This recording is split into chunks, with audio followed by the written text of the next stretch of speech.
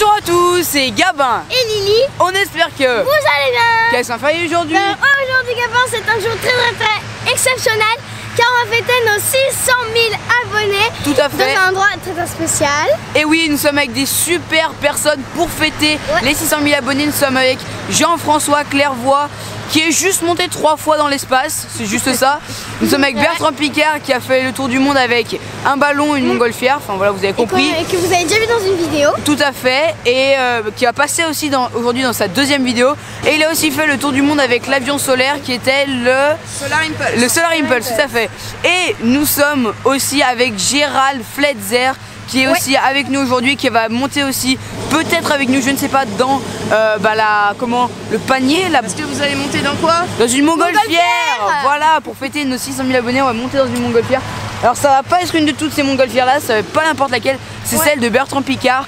Et on va être super content, il y a encore un peu trop de vent. Elle a une forme un peu spéciale celle de Bertrand Picard, donc du coup pour l'instant il la met pas forcément gonflée. Il y a un petit peu de vent. Si vous nous voyez pas habillés de la même façon, c'est qu'en fait ce sera demain matin qu'on montera dans la montgolfière, donc on aura peut-être 601, 602 000 abonnés, on sait pas. Il y a une boîte de conserve qui s'envole là-bas. Voilà. Il y a une boîte de conserve.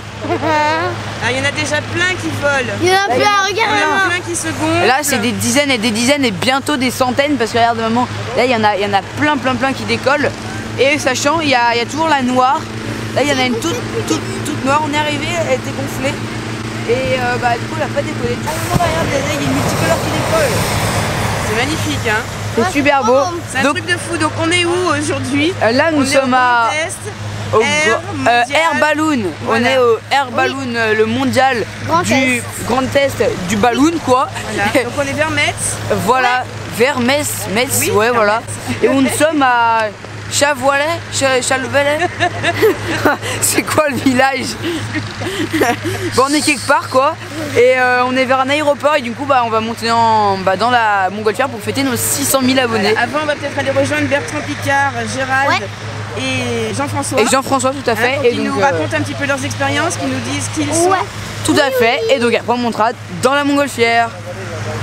Ok, donc là il y a Jean-François Clairvoy qui est juste à côté de nous, donc on va aller le voir pour qu'il nous parle un peu de ses expériences dans l'espace. Il y est allé 3 fois. Bonjour Jean-François. Bonjour. Salut. Allez.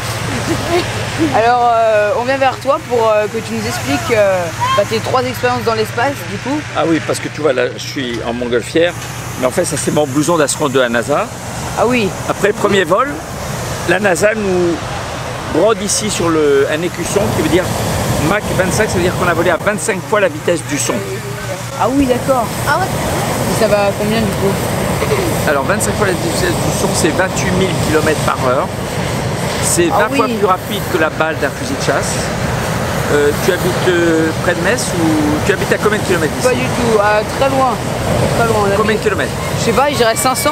C'est ça, oui, à peu près 500. Alors 500 km, donc tu mets 1 minute. Voilà, entre ici et chez toi, on met 1 minute à cette vitesse-là. Ah oui d'accord. Mais j'aimerais bien voyager comme ça moi. Et donc mes 3 vols dans l'espace, voilà, à bord de la navette spatiale américaine, qui ne vole plus depuis 8 ans. Ok. Donc ça ressemble à un avion, mais qui est collé à une fusée au décollage. Et après ça se pose comme un avion. Donc j'ai volé 2 fois sur Atlantis. La première fois pour étudier l'atmosphère, donc on volait sur le dos autour de la Terre en permanence. Ah oui d'accord. Alors à 28 000 km à l'heure, on fait le tour complet de la Terre en 1h30. Oula. Donc il y a combien de fois 1h30 dans 24 heures? 16 fois exactement. Donc on fait 16 tours du monde par jour. Oula, c'est énorme. Et pendant 45 minutes, pendant la moitié de ces 1h30, on survole le côté de la Terre où il fait jour. Imagine que le soleil est là, le côté de la Terre ici est éclairé. Donc là on est pendant 45 minutes éclairé par le soleil. Et puis après il fait nuit. Et quand on passe derrière, le soleil pour nous se couche. Et pendant 45 minutes, on survole le côté de la Terre où il fait nuit. Donc on voit le soleil se lever ou se coucher 32 fois par jour. Mais on va pas au lit 16 fois par jour.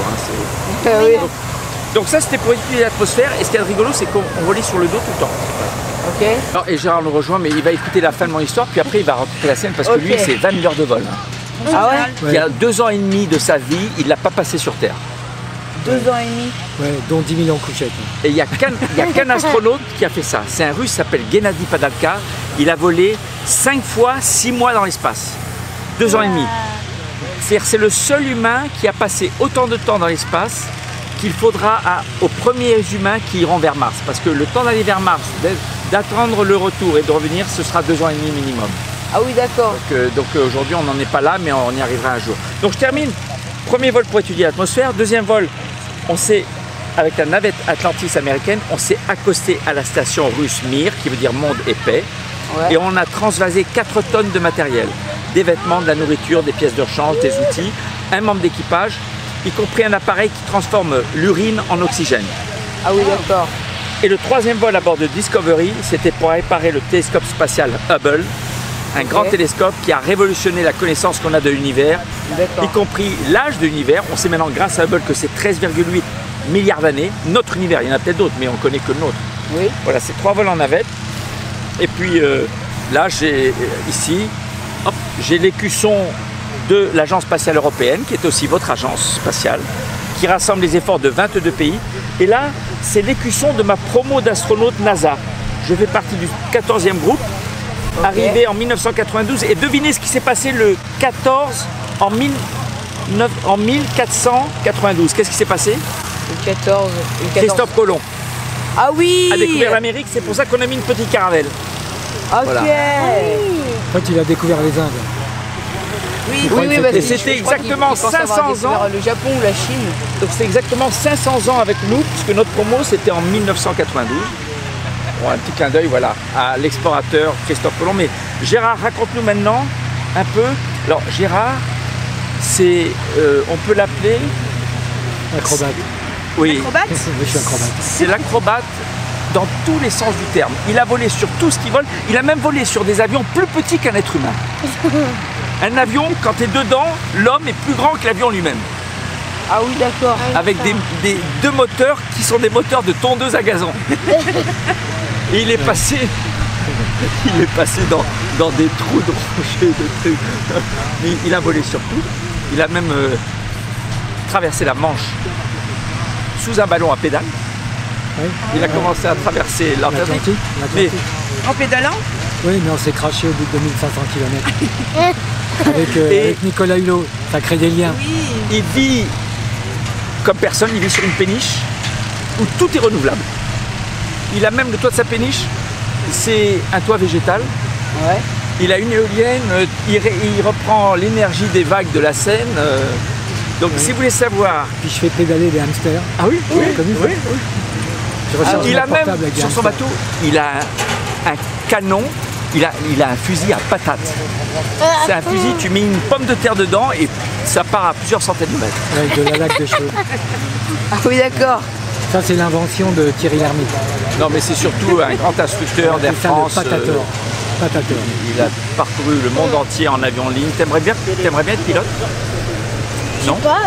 Moi, je pense tu as volé, Lily, tout à l'heure? Oui, je volais. Oui. Mais Alors, pas encore gamin. Ils ont fait leur baptême de l'air tout à l'heure. Oui. Alors c'est un petit baptême de l'air. Raconte-leur une ou deux anecdotes qui plaît aux jeunes. Puisque leur chaîne YouTube, c'est 100 000 followers, c'est surtout des jeunes. Et c'est ensemble. C'est la maman qui filme les Gabin et Lily qui font la chaîne Gabin Lily. C'est leur chaîne YouTube. Super, Voilà. Ça c'est bien. Et aujourd'hui donc, Alors aujourd'hui, on fête les 600 000 Les abonnés 100 de la chaîne. Ouais, 100 000 abonnés de la chaîne en montant du Montgolfière du coup. Ouais, donc peut-être que ça sera demain matin, demain ce soir. on ne sait pas. Donc on verra bien en fonction de Bertrand Piccard qui nous dira si on monte ce soir ou pas. Et donc Bertrand, il ne part que si tout est ouvert. Donc s'il a un doute, Et Gérard, il a inventé toutes les formes de ballons qui existent. Très allongés, ou alors des dirigeables. Des très allongé, je dirais pas ce que c'est. Si je peux. Ben non, je dis très allongé. Après, chacun il mais c'est pour des bonnes causes hein, à chaque fois. Hein. C'est le pilote le plus inventif de l'histoire de l'aéronautique. Il a même fait voler des trucs, quand tu regardes, tu dis c'est pas possible que ça vole. Comme quoi, faut jamais se dire que c'est pas possible. Donc aujourd'hui on est vraiment avec trois grandes personnalités, Gabin. ah bah là... Et son livre, c'est un livre qui permet à toute personne comme vous, surtout à des jeunes, de savoir que il faut jamais se laisser arrêter par le titre, c'est Si tu peux, vas-y. voilà. Si tu peux, vas-y. Moi je rajouterais même si tu veux, eh bien tu peux, et alors vas-y. En fait c'est la leçon de son livre. Il lui est arrivé toutes les pannes que tu peux imaginer en avion. Un exemple dont je me souviens qui est assez simple et pas. Il arrive, je crois que c'est en Amérique du Sud, toute la radio tombe en panne. Au moment où il arrive sur la piste. Comment il fait pour appeler la tour? Et il envoie des signaux de lumière. Non, il sort son téléphone portable. Et de sa place de commandant de bord. Mais ça, il a même une fois fait voler un gorille dans le cockpit qui a failli lui coûter son job. Ah bon?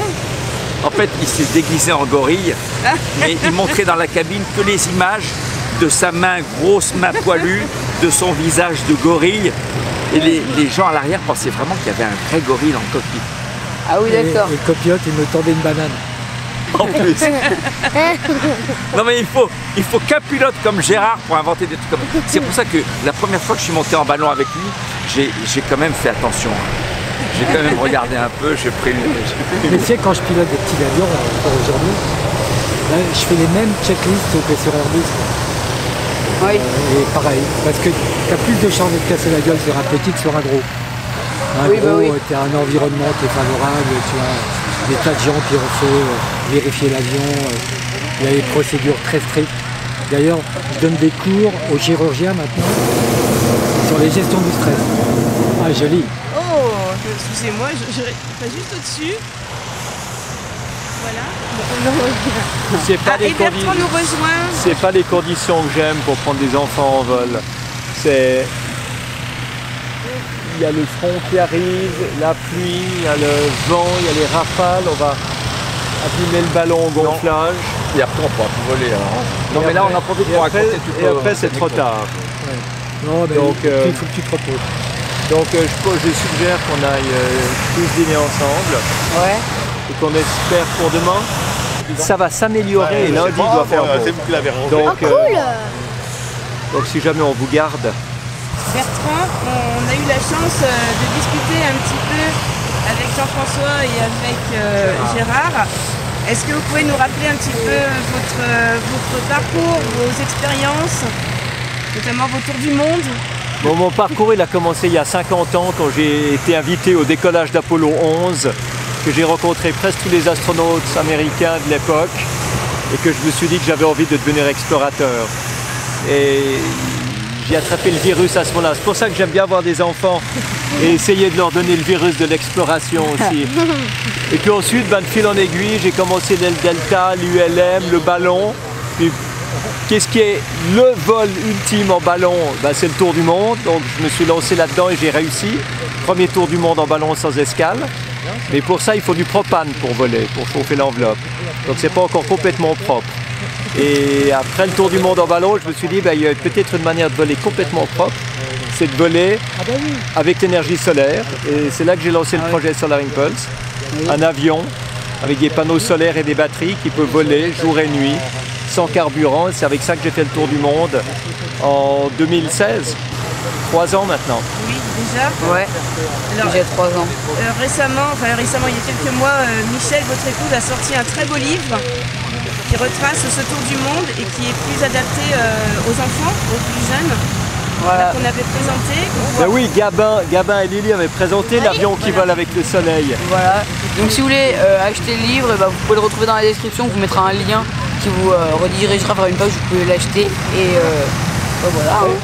Ouais, voilà. Donc nous, peut-être à demain matin du coup pour le vol en montgolfière du coup. Merci Bertrand. Ben, on espère que la météo soit bonne, mais le ballon c'est vraiment un sport de patience. Oui. Vraiment un sport de patience. Bon on attendra hein. Ouais. Merci beaucoup.